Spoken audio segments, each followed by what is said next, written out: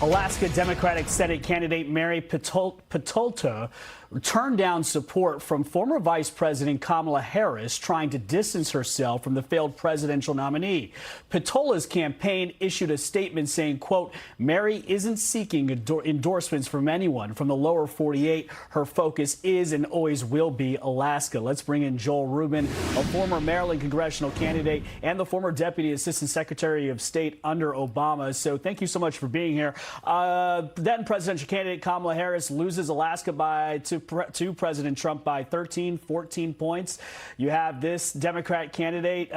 Harris sends out a fundraising email, mentions Mary Petola, and they want nothing to do with it. Does this say anything more about the Democratic Party, or is this all about the fact that the former Vice President Kamala Harris is going to have a tough go at it moving forward if she has any plans about seeking office again? Yeah, Brian, it's great to be with you. And look, for Democrats, if we want to take back the Senate, we need to have wins in places like Alaska. And so for the former vice president to get in the middle of it, if she really wants to help, she needs to stay out. And I think she should have read the room. She should have spoken to the Peltola people ahead of time, asked if they wanted her support.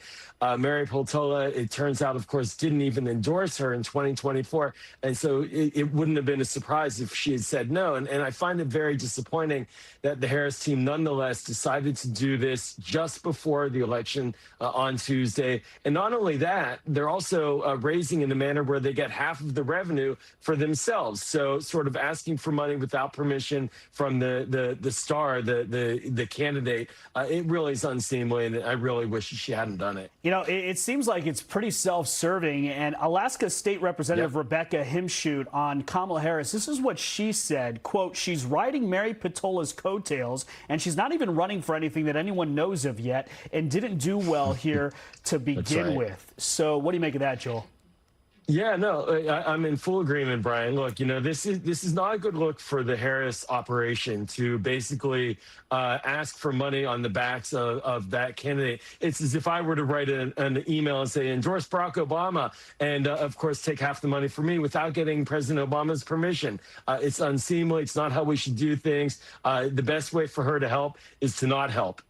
What does this say generally, Joel, about the Democratic Party? Because the Democrats need to win 4 Senate seats if they want to take control back in the Senate. They want to be the majority. Alaska is a big part of that, but you have candidates in places like North Carolina and Maine that are also kind of running away from the establishment. They don't really want anything to do with this current establishment Democratic Party. That's got to be concerning if you're Ken Martin in the DNC. Yeah, our brand is not doing very well right now. I can say nothing but the truth on this, and I don't think any Democrat can, with a straight face, tell you that they're happy about the public positioning of the Democratic brand. That said, there's some really strong candidates and really strong policy positions that are advocating for. And I think that's where you see a candidate like Mary Peltola, you see up in Maine, you see in different parts of the country candidates running on their own bona fides and their own argument that they will represent their people. Running on the brand of the Democrats right now, it's a hard sell alone. The party is in a lot of flux. We have a lot of issues to iron out internally. So for these candidates, it should be, and they are making it about themselves if they want to be effective in these midterms. So the last day of the summer meetings for the Democrats happened today. They voted and approved a new calendar for the 2028 presidential primaries here, or for the election here. And South Carolina's first, Nevada, New Hampshire, New Mexico, Michigan, Virginia. No more Iowa and New Hampshire leading the way. Does that map make a DSA Democratic presidential candidate more or less likely? You know, I think that the new schedule is important. Look, is what we're just talking about. We need to shake things up in the Democratic Party. And there is a chance with this new outline in South Carolina being first to have a more moderate electorate actually showing up in the primaries to push the DSA out. Look, DSA, from my perspective, is toxic.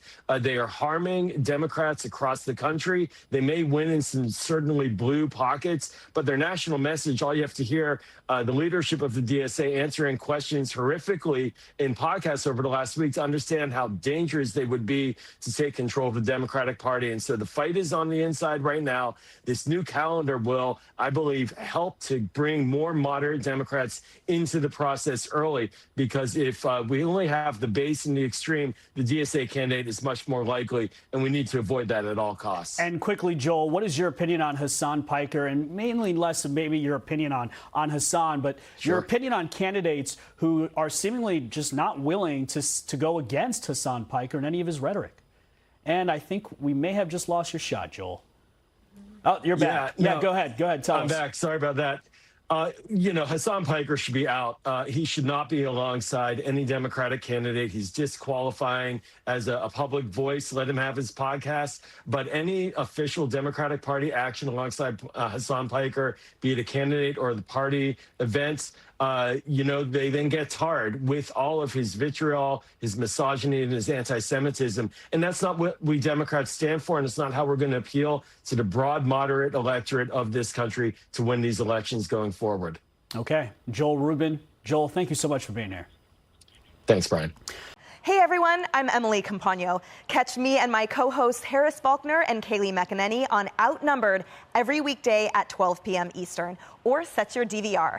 Also, don't forget to subscribe to the Fox News YouTube page for daily highlights.